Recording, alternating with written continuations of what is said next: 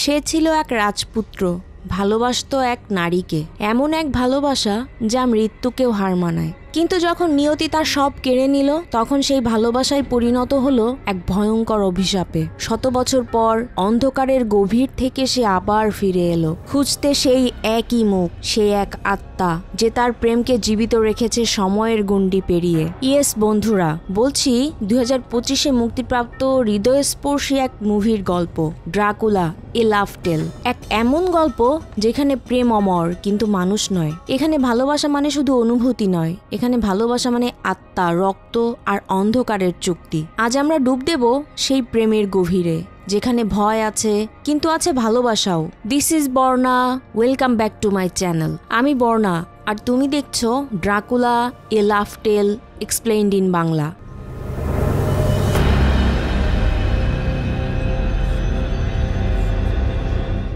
Movie শুরু হয় আজ থেকে অনেক বছর আগের পূর্ব ইউরোপের রোমানিয়া রাজ্য দেখিয়ে। একজন পরাক্রমশালী রাজা যার নাম ছিল ফালাত। ফালাত তার স্ত্রী এলিজাবেথকে প্রচন্ড ভালোবাসতো, এতটাই ভালোবাসতো যে তাকে ছেড়ে একটা মুহূর্ত সে থাকতে পারতো না। এভাবেই তাদের দিন রাত পার হচ্ছিল, সময়গুলো কেটে যাচ্ছিল।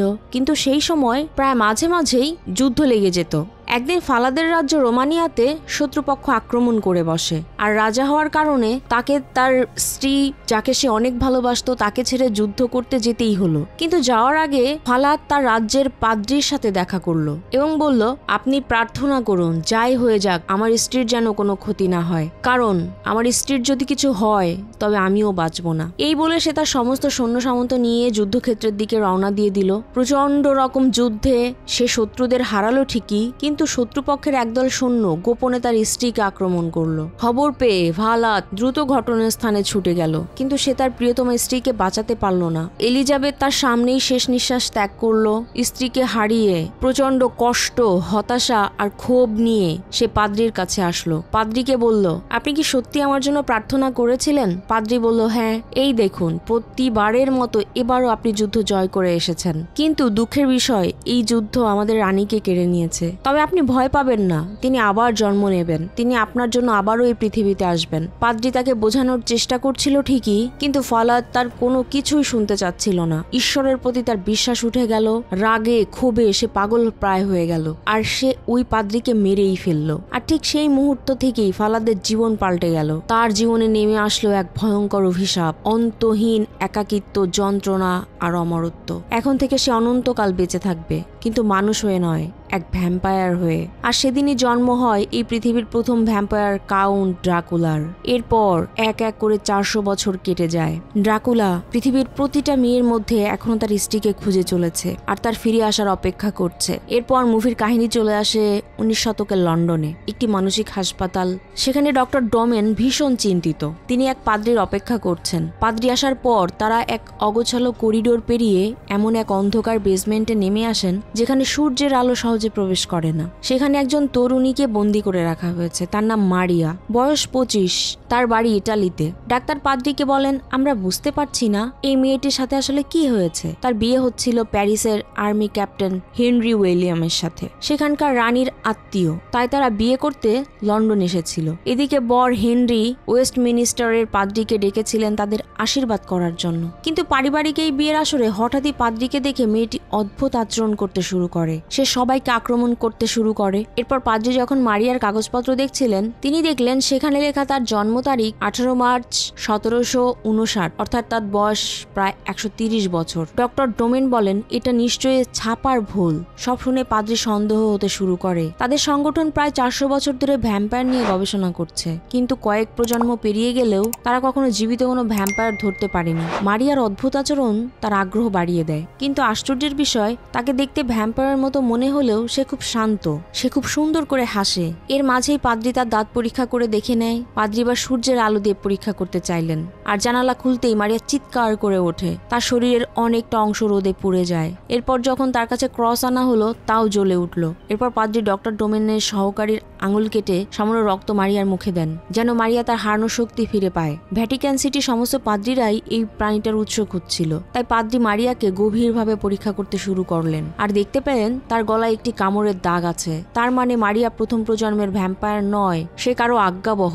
কিন্তু সে তার প্রভুর নাম প্রকাশ করতে চাইছিল না, শুধু বলে সে একজন রাজা। তিনি বহু বছর ধরে তার রানীকে খুঁজে বেড়াচ্ছেন। অল্প সময়ের মধ্যেই পাদ্রী মারিয়ার ফিয়ান্সি ক্যাপ্টেন হেনরির সাথে দেখা করেন এবং মারিয়ার চিকিৎসা সহায়তার কথা বলে তিনি তার ঘরের প্রতিটি বস্তু সতর্কভাবে পরীক্ষা করতে শুরু করেন। কিছু সময় পর তিনি একটি বইয়ের ভেতরে একটি ছবি খুঁজে পান। ছবিটি ছিল রাজকুমারী এলিজাবেথের। তাহলে কি মারিয়া এই রাজকুমারীর কথাই বলছিল? কিন্তু সে ইংল্যান্ডে কি করছে? এরপর সিন চেঞ্জ হয়। কাহিনী চলে আসে রোমানিয়ার সেই গভীর জঙ্গলে, যেখানে ইংল্যান্ড থেকে আসা এক তরুণ জীবী যার নাম জনাথন।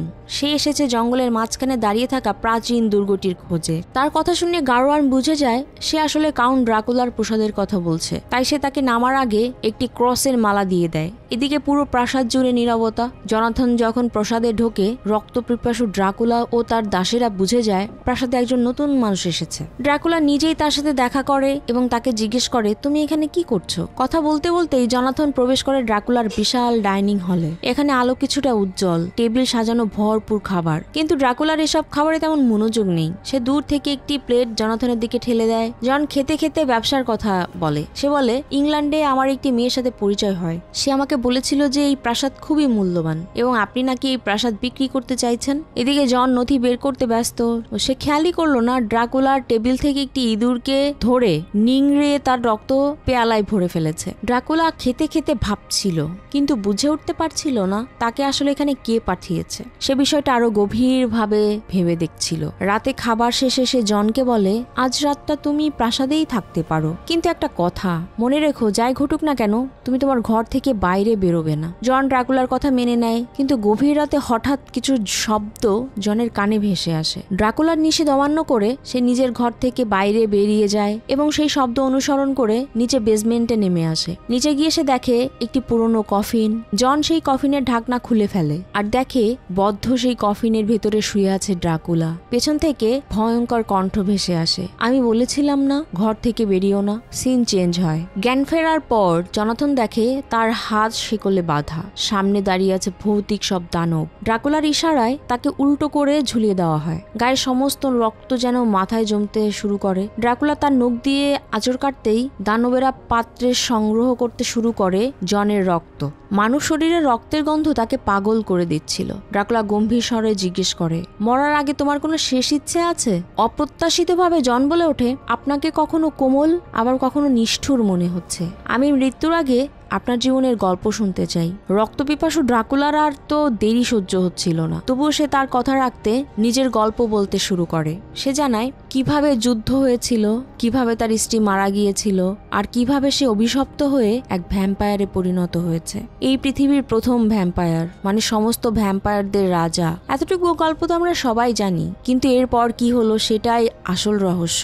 ড্রাকুলা বলতে থাকে, রাগে ক্ষোভে যদিও আমি পাদ্রীকে হত্যা করেছিলাম, তবু আমি জানতাম পাদ্রীর প্রতিটি কথাই সত্য। আমার প্রিয়তমা স্ত্রী আবারও জন্ম নেবে। প্রিয়তমা স্ত্রীর শেষকৃত্য শেষ করেই আমি তাকে খুঁজতে বের হই। 400 বছর ধরে আমি শুধু তার পুনর্জন্মের খোঁজে ঘুরে বেরিয়েছি। অসংখ্য মানুষ দেখেছি, লক্ষ লক্ষ নারী পৃথিবী থেকে মুছে গেছে, তবুও আমি তাকে পাইনি। অগণিত বার মরতে চেয়েছি, কিন্তু অমরত্বের শিকল আমাকে বেঁধে রেখেছে।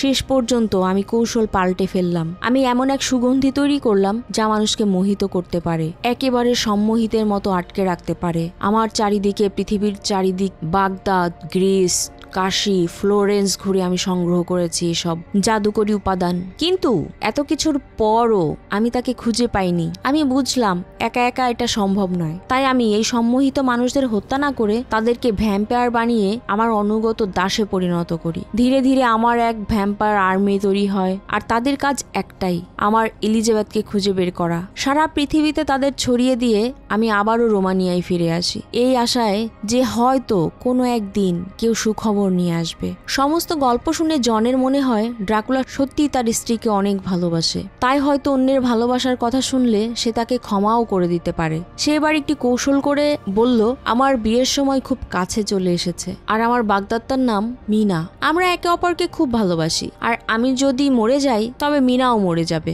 জন কাঁদতে কাঁদতে ড্রাকুলাকে অনুরোধ করলো, অন্তত তোমার ভালোবাসার কথা ভেবে আমাকে ছেড়ে দাও, কারণ এই দুর্গে আসার আগে আমি আমার প্রিয় মানুষটিকে কথা দিয়ে এসেছি, ফেরার পরেই আমাদের বিয়ে হবে। তো ড্রাকুলা বলে, আচ্ছা দেখি তোমার বাগদত্তা দেখতে কেমন। জন বলে, আমার লকেটে তার একটা ছবি আছে। দানবরা সেই লকেট ছিঁড়ে এনে ড্রাকুলার হাতে দেয়, আর সেই লকেট খুলতেই ড্রাকুলা দেখে সেই প্রিয় মুখ যা সে 400 বছর ধরে খুঁজে ফিরছিল, তার প্রিয় এলিজাবেথের ছবি। সে নিজেকে বিশ্বাস করতে পারছিল না। ড্রাকুলা তার চিরচেনা এক ভীতিকর আর্তনাদ করে ওঠে, এ তোমার নয়, এ তো আমার এলিজাবেথ। তবে ভেবো না, আমি তোমাকে মারবো না, তুমি আমাকে তার খোঁজ দিয়েছ। এরপরে ড্রাকুলা দ্রুত গতিতে চলে আসে তার ডাইনিং হলে। সে তার সমস্ত দানব সৈন্যদের জানিয়ে দেয় এখন তার 3টি জিনিস দরকার: দ্রুতগামী এক ঘোড়ার গাড়ি, এক বিশ্বস্ত বাদর, আর প্রচুর তাজা রক্ত। কারণ একমাত্র এগুলোই পারে তার হারানো শক্তি ও সৌন্দর্য ফিরিয়ে দিতে। কিন্তু শুধু ড্রাকুলাই নয়, পাদ্রিও খুঁজছিল এলিজাবেথের পুনর্জন্মকে। কারণ সে জানে কেবলমাত্র এই মেয়ের মাধ্যমেই প্রকৃত ভ্যাম্পায়ার খুঁজে পাওয়া সম্ভব। তাদের সোসাইটির সমস্ত পাদ্রী বিশ্বাস করে ভ্যাম্পায়ারের জন্ম এক অভিশাপ থেকে। এখন যদি কোনো ভ্যাম্পায়ার সত্যি তার কৃতকর্মের জন্য অনুতপ্ত হয়, তাহলে সে তার অভিশাপ থেকে মুক্ত হতে পারে। ঠিক তখনই ডক্টর ডোমেন সহকারী সেই ছবির দিকে তাকিয়ে বিস্ময়ে চিৎকার করে ওঠে। সে জানায় পাশের ঘরে অপেক্ষা করতে থাকা এক তরুণীর সাথে ছবিটির মেয়েটির হুবহু মিল। পাদ্রী আর ডক্টর ডোমেন দ্রুত ছুটে যায় সেই ঘরে। সেখানে গিয়ে তারা জানতে পারে সে আর কেউ নয়, জনের বাগদত্তা মিনা। মিনা জানায় সে মারিয়ার ঘনিষ্ঠ বন্ধু। কয়েকদিন আগে হেনরির বাসায় এক অনুষ্ঠানে মারিয়ার সাথে তার পরিচয় হয়, কিন্তু দুজনেই সেই প্রথম পরিচয়ে অল্প সময়ের মধ্যেই গভীর হয়ে ওঠে। তাই সেই অসুস্থ মারিয়াকে দেখতে এসেছে। কিন্তু একটা ভ্যাম্পায়ারের সাথে একটা সাধারণ মেয়ের এমন সম্পর্ক পাদ্রীর সন্দেহকে ক্রমেই বিশ্বাসে রূপান্তর করছিল। এদিকে মিনাও ছিল বাহাতি, ঠিক যেমনটা ছিল ছবির সেই এলিজাবেথ। এদিকে ড্রাকুলা ভিখারির ছদ্মবেশে হাজির হয় এক গির্জার দরজায়। দয়ালু নানরা তাকে ভেতরে ডেকে নেয়, কিন্তু ভেতরে আসতেই ড্রাকুলা তার ছদ্মবেশ খুলে বেরিয়ে আসে এবং সে তার গলায় সেই বিশেষ সুগন্ধি মাখে। আর মুহূর্তেই সমস্ত নানরা ছুটে চলে আসে তার কাছে। ড্রাকুলা একে একে তাদের রক্ত পান করে। সে তার হারানো শক্তি ফিরে পেয়ে আবারও যুবক হয়ে ওঠে। ড্রাকুলা তার ঘোড়ার গাড়ি নিয়ে চলে আসে লন্ডনে, আর এসেই সম্মোহনকারী সুগন্ধি মেখে ড্রাকুলা প্রবেশ করে মারিয়ার হাসপাতালে। সম্মোহিত রোগীরা সব শান্ত হয়ে আসে, তার সামনে মাথা নত করে। এদিকে ড্রাকুলার কাছে আসতেই মারিয়া ভেতরের শক্তি জেগে উঠতে শুরু করে। সে পুরোপুরি ভ্যাম্পায়ারে রূপান্তরিত হয়। এবার ড্রাকুলা তাকে একটি বিশেষ কাজের দায়িত্ব দেয়। ড্রাকুলা ধীরে ধীরে তার লক্ষ্যপানে এগোতে থাকলেও প্রাসাদে বন্দী জন বুঝতে পারছিল এখানে থাকলে আজ না হয় কাল তাকে মরতেই হবে। তাই সে দানব সৈন্যদের ফাঁকি দিয়ে সুযোগ বুঝে দুর্গ থেকে পালিয়ে যায়। এখন তার একটাই লক্ষ্য, ইংল্যান্ডে পৌঁছে হেনরিকে সতর্ক করা আর তাকে জানানো যে ড্রাকুলা এসে গেছে এবং তার বাগদত্তা মিনার পিছনে লেগেছে। গল্পের আরেক প্রান্তে মিনা ফায়ারপ্লেসের পাশে বসে উষ্ণতা নিচ্ছিল। হঠাৎ তার দরজায় কড়া নাড়ে মারিয়া। সে জানায় সে এখন পুরোপুরি সুস্থ। সে মিনার হাতে দেয় এক রহস্যময় আমন্ত্রণ পত্র, জমকালো এক ভোজ সভার নিমন্ত্রণ। আর মিনাও তাতে রাজি হয়ে যায়। এরপর মারিয়া তাকে নিয়ে যায় সে পার্টিতে। সেখানে কাউন্ট ড্রাকুলা মিনার অপেক্ষা করছিল। 400 বছর পর অবশেষে ড্রাকুলা তার প্রিয়তমা স্ত্রীর মুখটি দেখতে পেল। তার শুধু মনে হচ্ছিল সময়ের সব রহস্য ভেদ করে কে যেন তারই এলিজাবেথ ফিরে এসেছে তার কাছে। তার চোখ ভিজে আসছিল, কিন্তু ভেতরে সমস্ত উত্তেজনা সামলে নিয়ে মিনাকে এক উষ্ণ শুভেচ্ছা জানায় ড্রাকুলা। মিনাও এক অদ্ভুত টান অনুভব করে ড্রাকুলার প্রতি, কিন্তু সঙ্গে সঙ্গে নিজেকে সামলে নেয় আর মারিয়াকে সাথে নিয়ে মিশে যায় মানুষের ভিড়ে। উপভোগ করতে থাকে মেলার আনন্দ। ড্রাকুলাও তাদের প্রতিটি পদক্ষেপ ছায়ার মতো অনুসরণ করছিল। মেলার ভেতরে নানা বিস্ময়কর দৃশ্য দেখা যায়। যমজ শরীর নিয়ে জন্মানো মানুষ, অ্যাকোরিয়ামে বন্দি মৎস্যকন্যা, এমনকি ভুতুরের প্রদর্শনী। হঠাৎই মারিয়া ঢুকে যায় এক ভুতুরে বাড়ির ভিতর, আর সেই সুযোগ ড্রাকুলা ভীত মিনার কাছাকাছি চলে আসে। ড্রাকুলা তাকে তার বাড়িতে আমন্ত্রণ জানায়। মিনা একটু ইতস্তত করলেও মারিয়ার জোরাজুরিতে শেষ পর্যন্ত রাজি হয়। ড্রাকুলার প্রাসাদের বারান্দা থেকে দেখা যাচ্ছিল পুরো উৎসবের আলোকসজ্জা। মিনা মোহিত হয়ে ড্রাকুলার প্রাসাদ ঘুরে দেখছিল। এবার ড্রাকুলা বের করে তার স্ত্রীর প্রিয় মিউজিক বাক্সটি, আর সেটি বেজে উঠতেই মিনার চোখে ভেসে আসে কিছু অচেনা দৃশ্য, যেন শতাব্দী পুরনো কোনো স্মৃতি। ভয়ে সে পিছিয়ে আসে। মিনা নিতে না চাইলেও ড্রাকুলা তাকে জোর করে সেই মিউজিক বাক্সটি উপহার দেয়। পরে ড্রাকুলা নিজেই মিনাকে তার বাসায় পৌঁছে দেয়। সব মিলে মিনার মনে এমন এক অনুভূতি তৈরি হয় যা সে আগে কখনো পায়নি। কিন্তু হঠাৎই ঘরের ভেতর থেকে ভেসে আসা জনের কাশি তার এই স্বপ্নীল সকল অনুভূতি ভেঙে দেয়, আর ভেতরেই আসে পাদ্রি, মারিয়া ও কাউন্ট ড্রাকুলার সমস্ত সত্য প্রকাশ করে। কিন্তু মিনা তাদের কথা বিশ্বাস করতে পারছিল না। পাদ্রি আরো বলে ড্রাকুলার কাছে এক বিশেষ সুগন্ধি আছে যা তার শিকারকে মোহিত করে এবং তাদের ইচ্ছা শক্তিকে নিয়ন্ত্রণ করতে শুরু করে। আরো নিশ্চিত হতে পাদ্রি মিনার ঘাড় পরীক্ষা করে, কিন্তু সৌভাগ্যবশত সেখানে কোনো কামড়ের চিহ্ন নেই। কিন্তু এই নিষ্ঠুর বাস্তবতা মিনাকে কষ্ট দিচ্ছিল। সে আবারও সেই মিউজিক বাক্সের সুরে হারিয়ে যায়। সে যেন কোনো এক রহস্যময়ী সুর আর শতাব্দী পুরনো কোনো স্মৃতিতে আচ্ছন্ন। আর এসবের মাঝেই ড্রাকুলা নিঃশব্দে তার ঘরে প্রবেশ করে। হঠাৎ তাকে দেখে মিনা চমকে ওঠে আর বলে, আপনি একজন প্রতারক, এখনই এই ঘর থেকে বেরিয়ে যান। ড্রাকুলা ফিরে যাওয়ার প্রস্তুতি নিতেই মিনার কণ্ঠে তার অভিযোগ ভেসে আসে, আপনি আমাকে সুগন্ধি দিয়ে মোহিত করে রেখেছেন, তাই না? ড্রাকুলা শান্ত স্বরে উত্তর দেয়, আমার কাছে সেই সুগন্ধি আছে, কিন্তু সত্যি আমি সেটা কখনো তোমার উপর ব্যবহার করিনি। বলেই সে বোতলটি আগুনে ছুড়ে মারে। তারপর ড্রাকুলা স্বীকার করে সে আসলে একজন ভ্যাম্পায়ার। শতাব্দীর পর শতাব্দী ধরে সে শুধু তারই অপেক্ষা করছে। প্রসাদে একা থাকাকালে সে কখনো তার সৌন্দর্য নিয়ে ভাবেনি। এই সুগন্ধি, সৌন্দর্য সব শুধু তারই জন্য। ড্রাকুলার পুরনো স্মৃতি আর এমন ভালোবাসা মিনাকে একেবারে মুগ্ধ করে দেয়। মিনার ঘুমন্ত হৃদয়েও ভালোবাসা জেগে উঠতে শুরু করে। সে নিজের ঘাড় উন্মুক্ত করে এবং নিজেকে ড্রাকুলার কাছে সঁপে দেয়। এদিকে দরজার বাইরে থাকা পাদ্রি রহস্যময় সেই সুগন্ধির উপস্থিতি টের পায়। বন্দুক হাতে নিয়ে সে উপরে উঠে আসে, কিন্তু এর মধ্যেই ড্রাকুলা ও মিনা অদৃশ্য হয়ে যায়। পাদ্রি ও জন সব বুঝতে পারে। তারা পরিকল্পনা করে ড্রাকুলার দুর্গে আক্রমণ করতে হবে, তবে যাবার আগে হেনরিকে সব জানাতে হবে। এদিকে মারিয়া ফিরে আসে তার বাগদত্তা হেনরির কাছে, কিন্তু রাত গভীর হতেই তার ভেতরে জেগে ওঠে রক্তের তৃষ্ণা। সে তার বাগদত্তাকে প্রলোভিত করতে শুরু করে, ঝুঁকে পড়ে তার রক্ত খাওয়ার জন্য। ঠিক সেই মুহূর্তেই পাদ্রি সহ সবাই সেখানে চলে আসে। সে পাদ্রিকে আক্রমণ করতে ছুটে যায়, আর অবিশ্বাস্যভাবে গুলিবিদ্ধ হওয়ার পরও সে উঠে দাঁড়ায়। সে আবার ঝাঁপিয়ে পড়ে পাদ্রির উপর, শক্ত হাতে তার গলা চেপে ধরে। পাদ্রি কোনোভাবে নিজেকে ছাড়িয়ে নেয়, একটি ক্রস তার হাতে তুলে নেয় আর সেটিকে বসিয়ে দেয় মারিয়ার বুকে। ঘটনার ভয়াবহতা দেখে হেনরি সিদ্ধান্ত নেয় আজই তার সেনাবাহিনী নিয়ে ড্রাকুলার দুর্গ আক্রমণ করবে। একদিকে ড্রাকুলার রাজপ্রাসাদের দিকে অগ্রসর হচ্ছিল হেনরির সেনা, আর অন্যদিকে ড্রাকুলা এলিজাবেথকে নিয়ে পৌঁছে গিয়েছিল তার প্রাসাদে। ডাবল বেডের প্রিয় কফিনটিতে আজ সে একা নয়। প্রায় 400 বছর পর তাদের এই পুনর্মিলন পুরো প্রাসাদ যেন খুশিতে ভরে ওঠে। মিনা ড্রাকুলাকে বলে, আমাকেও ভ্যাম্পায়ার বানিয়ে দাও, আমি তোমার সাথে চিরকাল বেঁচে থাকতে চাই। ড্রাকুলাও তার প্রিয় স্ত্রীর কথা মেনে নেয়। এদিকে বার্তাবাহক গারোয়ান সে খবর দেয় ভ্যাটিকান সিটির সমস্ত সৈন্যরা প্রাসাদ ঘিরে ফেলেছে, যে কোনো সময় আক্রমণ করতে পারে। সব শুনে ড্রাকুলা তাকে জানিয়ে দেয় যে প্রাসাদ ছেড়ে অন্য কোথাও যাবে না, তার প্রিয়তম স্ত্রী তার কাছে ফিরে এসেছে। গারোয়ান বেরিয়ে যেতেই বন্দুকধারী সৈন্যরা গোপনে দুর্গে ঢুকে পড়ে। তাদের সাথে কামান ছিল। বার্তাবাহকের সাথে কথা শেষ করে ড্রাকুলা মিনার কাছে ফিরে আসে, আর ঠিক তখনই শুরু হয় আক্রমণ। ক্রমাগত গোলার আঘাতে প্রাসাদ কেঁপে ওঠে। এই সুযোগে অসংখ্য সৈন্য ঢুকে পড়ে ভিতরে। ছোট ছোট দানবেরা প্রাণপণ লড়াই করে, কিন্তু বন্দুকের সামনে তারা টিকতে পারে না। পাদ্রি ও সৈন্যরা তন্ন তন্ন করে খুঁজতে থাকে ড্রাকুলাকে। বেসমেন্টে তারা খুঁজে পায় ড্রাকুলার প্রিয় কফিনটি। তারা সারি বেঁধে কফিনে গুলি চালাতে শুরু করে। এত সবকিছুর ভেতরেই হঠাৎই পেছন থেকে বেরিয়ে আসে ড্রাকুলা। কোনো অতি প্রাকৃত শক্তি ছাড়াই সে লড়াই করতে শুরু করে, যেন আবারও ফিরে এসেছে 400 বছর আগে সেই ভয়ঙ্কর যোদ্ধা। এমন সময় লুকিয়ে থাকা হেনরি ড্রাকুলার বুকে গুলি চালায়, কিন্তু তার গুলির কোনো প্রভাব ড্রাকুলার উপর পড়ে না। উল্টো সে ড্রাকুলার এক সহজ শিকারে পরিণত হয়। এরপর তার দৃষ্টি ফিরে পাদ্রির দিকে। ড্রাকুলা বলে, আমার এই যুদ্ধ শুধু ঈশ্বরের সাথে, তার দাসদের সাথে নয়। পাদ্রি শান্ত কণ্ঠে উত্তর দেয়, না, তুমি আসলে নিজের সাথেই যুদ্ধ করছো। ভেবে দেখো, এলিজাবেথের মৃত্যু ঈশ্বরের হাতে হয়নি, হয়েছে যুদ্ধে। আর তোমার এই অমরত্ব কোনো শাস্তি নয়, এটা একটা সুযোগ। এটাই তোমার মুক্তির শেষ পথ। ঠিক তখনই উপরের তলা থেকে ভেসে আসে গোলার শব্দ।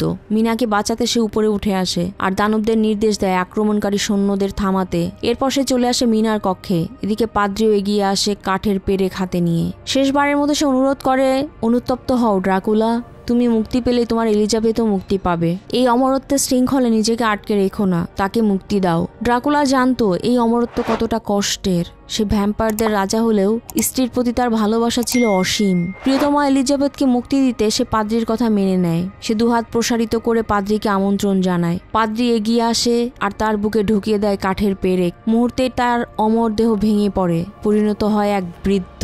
শেষবারের মতো মিনা তাকে বিছানায় টেনে নেয়। প্রিয়তমাকে শেষ বিদায় জানিয়ে ড্রাকুলায় পৃথিবী ছেড়ে চলে যায়। মিনার এই ভালোবাসা দেখে জন বুঝে যায় সে শুধু ড্রাকুলাকেই ভালোবাসে আর কাউকে নয়। ড্রাকুলার ছাই উড়ে গিয়ে সূর্যালোকে মিলিয়ে যেতে শুরু করে। আর এখানেই শেষ হয়ে যায় এই লিজেন্ডারি মুভিটি। তো ভিডিওটি কেমন লাগলো কমেন্ট করে অবশ্যই জানাবেন। আর আমার চ্যানেলে নতুন হয়ে থাকলে অবশ্যই সাবস্ক্রাইব করবেন। ভিডিও সম্পর্কে কোনো মতামত থাকলে অবশ্যই কমেন্ট করে জানাবেন। আর ভিডিওটি ভালো লাগলে লাইক করবেন, কমেন্ট করবেন এবং শেয়ার করবেন। আজ তাহলে এই পর্যন্তই শেষ করছি আজকের ভিডিও। সবাই ভালো থাকবেন, সুস্থ থাকবেন। আল্লাহ হাফেজ।